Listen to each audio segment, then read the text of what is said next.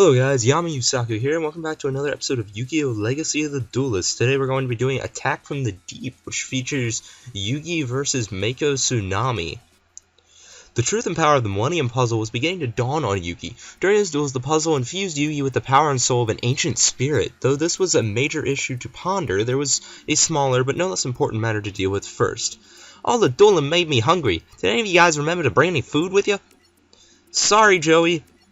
What were you thinking coming here with no food? How are we ever going to get through the rest of the competition without anything to eat? That's a good question, Joey. The dueling really takes it out of you, and I haven't seen any burger stands or restaurants since we got here. I smell something cooking that away. They followed the scent to the beach where they spotted a campfire with several roasting fish in the distance. Oh man, I just love a barbecued fish. Smells good, and I bet it tastes even better. What makes you guys think those fish are yours to eat? Hey, trust me, we eat first and ask questions later. Your stomachs will thank me. Joey ran down to the campfire. Joey would say anything to fill his belly. Some people have absolutely no self-control. Joey, save some for me! And Tristan ran after Joey. It wasn't long before Yugi and Taya joined them as well. Joey grabbed one of the fish from the fire. Oh man, this looks awesome. Just as the team began to bite into the fish, a young man emerged from the ocean with a spear in his hand. Enjoy yourselves, you fish thieves, for this is your last meal. I knew this was a bad idea. How dare you steal my fish, you bottom-feeding thieves? Hey, chill out, guy. It's just a few fish. A few fish that don't belong to you, and to steal a fisherman's catch is to prove you have no honor. Wait a second, aren't you Mako Tsunami, the top-ranked ocean duelist? And who might you be? I'm Yugi Moto. Sorry about your fish. You're Yugi Moto, the only duelist ever to defeat Seto Kaiba? What a fine surprise. I must apologize. I've been ungracious. If you are friends of Yugi Moto, please come sit down and eat your fill. The team sat down at the fire and shared a meal with Mako. After the feast, the team thanked Mako and started to head out when Mako threw his spear at the ground in front of them. I treated you to dinner. Perhaps you will honor me with a duel. He's nuts. No, but I am an expert fisherman, and you have taken my bait. What bait? Why, the fish, of course. I laid it out and lured you three right in, but I never expected to catch Yugi Moto. I reeled in another duelist a short time ago, but he was not a worthy opponent. But a duel against you, Yugi, would be a true test. Mako, I accept your challenge! And, of course, Yami comes in to take over. Let's see if we can't win this by attacking the moon, which is... Oh my gosh, that was one of those moments from Season 1 of Duel Monsters that shows they really had no idea what they were doing with incorporating the rules into the show. And to be honest, I'm not sure if they had established the card game's actual rules too well yet.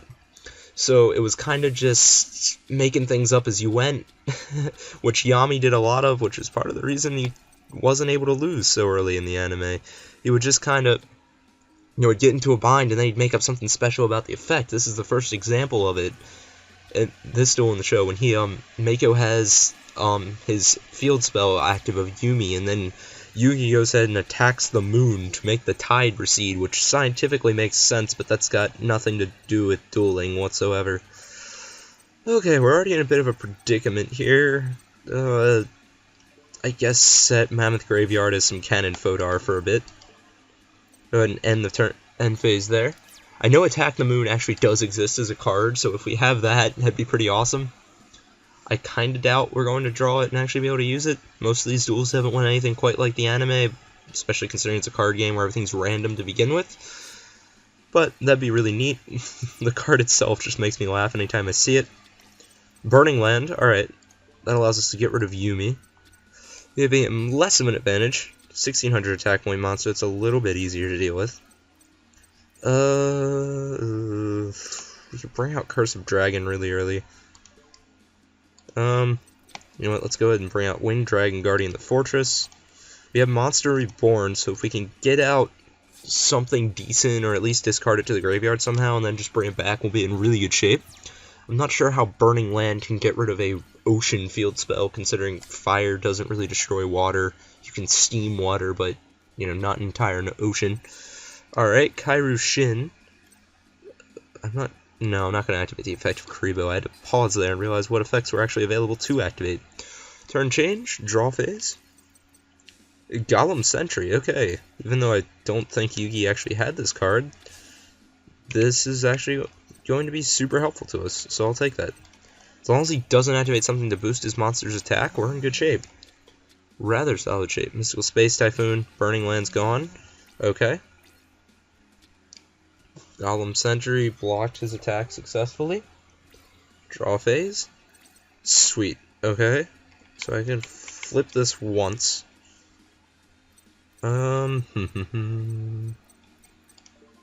Activate the effect of Wasteland. Gives Dinosaur, Rock, and Zombie monsters a buff.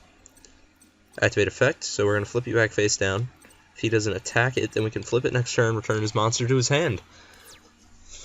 This was back when, I think that was the gimmick for rock monsters early on, if I'm remembering correctly, was returning cards to the hand. They actually had, like, spell and trap support that made your opponent take damage when they returned to the hand, if I'm remembering right. Of course, that's if I'm remembering right. Go ahead and flip summon Golem Sentry since he didn't attack. I guess that's one of the first early flaws I've seen in the, semi-consistent flaws I would assume I've seen in the AI of this game so far. They've usually been fairly decent, but I guess dealing with something like that where normally you wouldn't want to take battle damage by attacking a monster you know you're weaker than, but here you would to prevent your monster from returning to the hands, probably a little too specific to program. Okay, we've sort of got an advantage.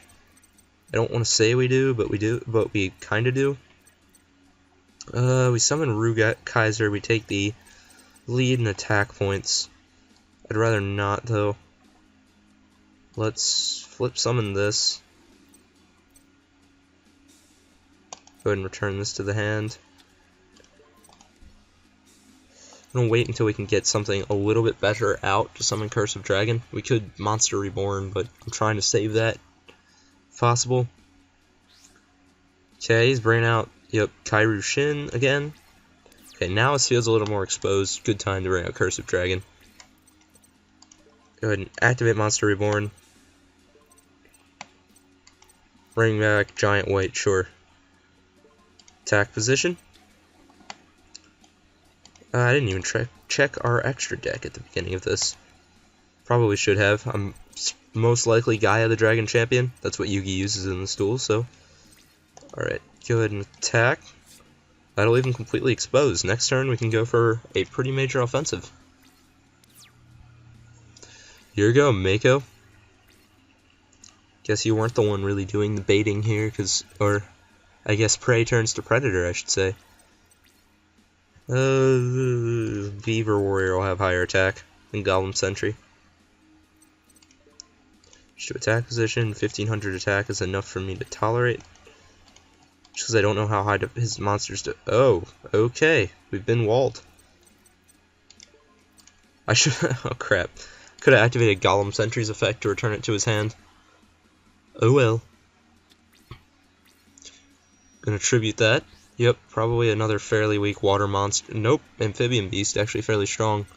Taking out Beaver Warrior. Nope, no effect to activate there. Yet again, showing a little bit of a weakness in the AI here. Go ahead and flip over Golem Sentry, get that back to his hand, and he is readily exposed. Flip summon. See ya, Amphibian Beast. If we would have had a Legendary Ocean, he could have actually summoned a bunch of water monsters straight from his hand, because it lowers all of their levels by 1, so any level 5 monsters he could bring out. Alright, here we go. Summon Skull, which for whatever reason attacks with lightning. So if we're going by both real life and Pokemon logic here, we've got a distinct advantage over his deck. 2000, Curse of Dragon's attack, Golem Sentry, charging him. Then I can actually activate Golem Sentry's effect, put it in defense mode, which is, if you can actually start that combo early in the game, that was really good, being able to have your monster in defense position, then attack your opponent with it, and return a monster on their field to the hand, and switch it to defense position again. So, in some ways I'd say the rock monsters had a decent enough gimmick back in the day. Although, when it came to running element decks, which were sort of a thing for a while there, especially when transitioning into early GX era, definitely prefer the water decks. You could do a lot of manipulation of your opponent's cards back to the hand and battle positions and whatnot. Okay, guys, that concludes that duel.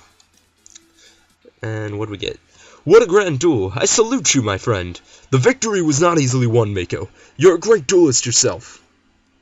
We got Dinosaur Duelist unlocked, so that's going to be against Rex Raptor, I'm sure.